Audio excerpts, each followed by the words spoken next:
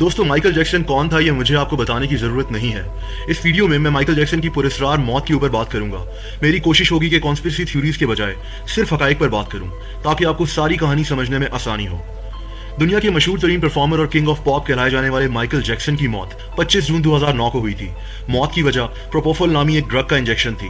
Michael Jackson के doctor Conrad मरे का कहना था कि वो पिछले 60 दिनों से मुसलसल माइकल जैक्सन को प्रोपोफोल का इंजेक्शन लगा रहा था, क्योंकि माइकल जैक्सन को नींद ना आने का मसला था। इसी इंजेक्शन के ओवरडोज की वजह से माइकल जैक्सन की 50 साल की उम्र में मौत वाक़या हो गई। डॉक्टर कॉनराड मरे को गिरफ्तार कर लिया गया था और इसको 4 साल कैद की सजा हुई, लेकिन यह सिर्फ 2 साल ही जेल में गुजार कर बाहर आ गया। लेकिन दोस्तों, कहानी इतनी सिंपल नहीं है। इस बात में अब कोई शक नहीं है कि माइकल जैक्सन के मरने से पहले इसकी जान को किसी से सख्त खतरा था। माइकल जैक्सन को लगता था कि इसको कत्ल कर दिया जाएगा। 27 जून 2013 को माइकल जैक्सन के बड़े बेटे प्रिंस जैक्सन ने एक इंटरव्यू में बताया कि माइकल जैक्सन अक्सर फोन पर किसी से बात करता था और फिर रोने लग जाता था और फिर अपने बेटे को कहता कि they are going to kill me, यानी वो लोग मुझे मार देंगे। माइकल जैक्सन किससे फोन पर बात करता था ये मैं आपको वीडियो में आगे चलकर बताऊंगा। यही नहीं, बल्कि माइकल जैक्सन की 19 साला बेटी पेरिस जैक्सन ने पिछले साल ये दावा कर दिया था कि माइकल जैक्सन को बकायदा कत्ल किया गया है और इस बात का इसकी पूरी फैमिली को पता है। इसका कहना था कि माइकल जैक्सन इसको अक्सर ये बताता था कि इसको जल्द ही मार दिया जाएगा।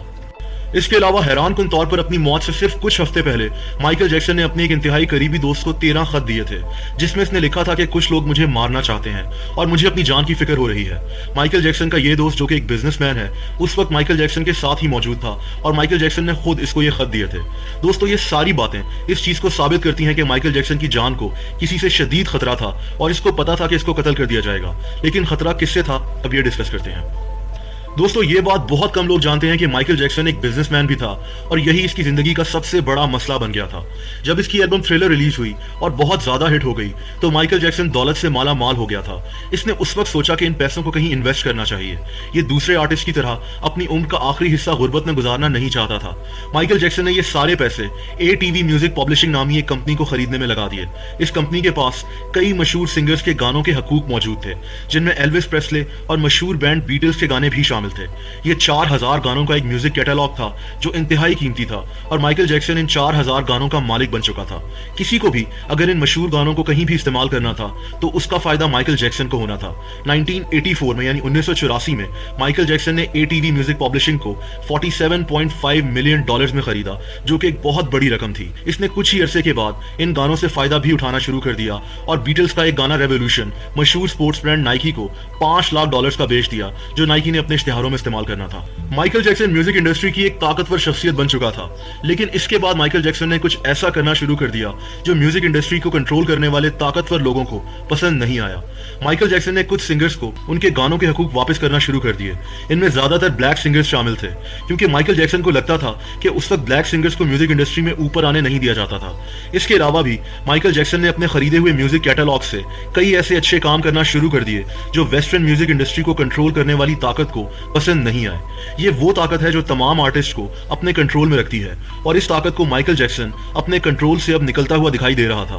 दोस्तों, मैं किसी कॉन्स्पिरेसी थ्योरी पर बात नहीं करना चाहता, लेकिन अगर आप माइकल जैक्सन के मशहूर तरीन एल्बम डेंजरस के कवर को देखें तो आपको राइट साइड पर एक आंख बनी हुई नजर आएगी, जो कि दरअसल इल्यूमिनाटी का साइन है।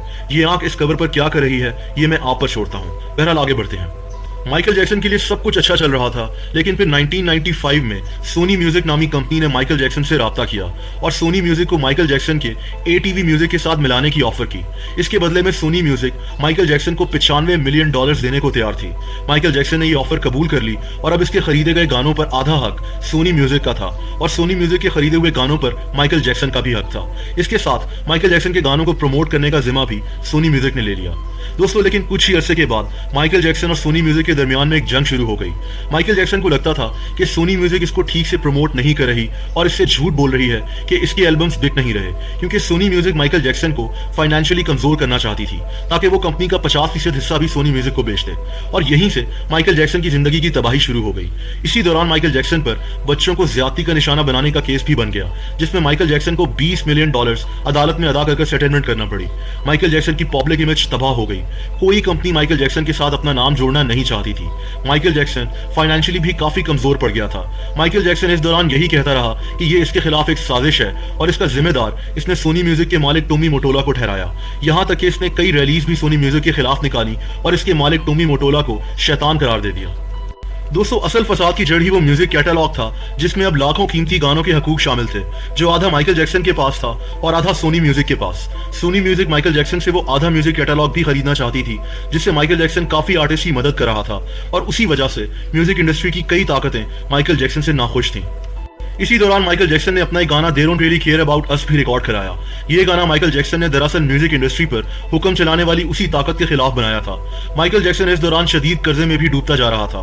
हालांकि ये अभी भी सोनी म्यूजिक का आधा मालिक था, लेकिन माइकल जैक्सन अपनी मलकियत बेचने के लिए तैयार नहीं था। इसी दौरान माइकल जैक्सन को AEG नामी एक एंटरटेनमेंट कंपनी की तरफ से वर्ल्ड टूर कराने की ऑफर की गई। इस वर्ल्ड टूर में 10 शोज शामिल थे और इन शो से अच्छी खासी आमदनी होनी थी, जो माइकल जैक्सन को फाइनेंशियली मजबूत कर देती। माइकल जैक्सन ने शदीद प्रेशर में ये कॉन्ट्रैक्ट साइन कर लिया, लेकिन फिर AEG कंपनी ने इससे 50 शोज कराने का मुतालबा कर दिया। माइकल जैक्सन ने साफ इनकार कर दिया। इसकी सेहत भी अच्छी नहीं थी और इसकी बहन लाटोया जैक्सन के मुताबिक माइकल जैक्सन को यह भी लगता था कि इसको स्टेज पर ही कत्ल कर दिया जाएगा। दोस्तों AEG नामी इस कंपनी ने माइकल जैक्सन को शदीद प्रेशराइज करना शुरू कर दिया कि वो इसके लिए 50 शोज करे, और इसी दौरान डॉक्टर कॉनराड मरे को इसी AEG कंपनी ने माइकल जैक्सन के डॉक्टर की हैसियत से नौकरी पर रख लिया।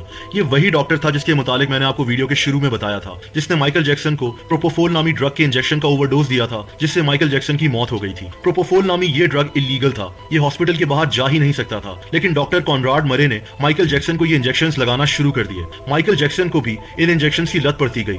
यहाँ सवाल ये पैदा होता है कि डॉक्टर कॉनराड मरे ने ये खतरनाक ड्रग का इंजेक्शन माइकल जैक्सन को क्यों लगाना शुरू किया। दोस्तों कुछ लोगों के नजदीक डॉक्टर कॉनराड मरे सिर्फ एक प्यादा था और इसके पीछे वही ताकतवर लोग थे जिनसे माइकल जैक्सन को खतरा था। जैसा कि मैंने आपको बताया कि ये ताकतवर लोग माइकल जैक्सन से उसके गाने और म्यूजिक कैटलॉग खरीदना चाहते थे, और शायद इसी की वजह से माइकल जैक्सन पर मुख्तलिफ केसेस भी बनवाए गए, जिनकी वजह से इसकी इमेज की धज्जियां उड़ा दी गई थी। ये गाने और म्यूजिक कैटलॉग माइकल जैक्सन के लिए जान का खतरा बन चुके थे। ये मैं खुद नहीं कह रहा, बल्कि माइकल जैक्सन की बहन लाटोया जैक्सन के मुताबिक माइकल जैक्सन उसको कहा करता था कि मेरे इसी म्यूजिक कैटलॉग की वजह से एक दिन मुझे कत्ल कर दिया जाएगा। इसके मुताबिक माइकल जैक्सन की मौत के फौरन बाद मुख्तलिफ ताकतवर लोग इसी म्यूजिक कैटलॉग को खरीदने की बात करना शुरू हो गए। इन ताकतवर लोगों के लिए एक मरा हुआ माइकल जैक्सन एक जिंदा माइकल जैक्सन से कहीं ज्यादा कीमती था, क्योंकि माइकल जैक्सन अपने खरीदे हुए कीमती गानों को बेचना नहीं चाहता था। ये बात माइकल जैक्सन अपने करीबी लोगों को भी बताया करता था।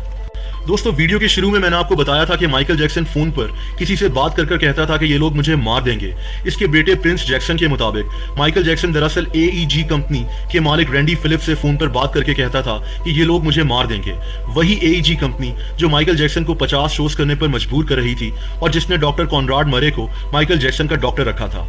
माइकल जैक्सन का कीमती म्यूजिक कैटलॉग इसके मरने के बाद इसकी एस्टेट को चला गया, जिसमें इसकी माँ और इसके बच्चों का हिस्सा था।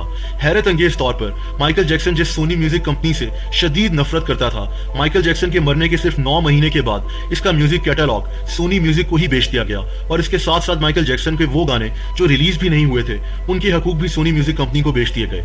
शायद इसीलिए माइकल जैक्सन कहता था कि इन ताकतों को मेरे जिंदा रहने से ज्यादा मेरे मरने का फायदा है। दोस्तों सवाल यह है कि माइकल जैक्सन की अपनी बेटी पेरिस जैक्सन का ऐसा क्यों कहना है कि उसकी फैमिली को पता है कि माइकल जैक्सन को क्यों कत्ल किया गया। क्या माइकल जैक्सन की मौत की वजह उसका म्यूजिक कैटलॉग बना जिसमें लाखों कीमती तरीन गाने शामिल थे। इस म्यूजिक कैटलॉग को सोनी म्यूजिक को क्यों बेचा गया जिससे माइकल जैक्सन शदीद नफरत करता था। और क्या डॉक्टर कॉनराड मरे को दरअसल इसीलिए माइकल जैक्सन का डॉक्टर बनाया गया था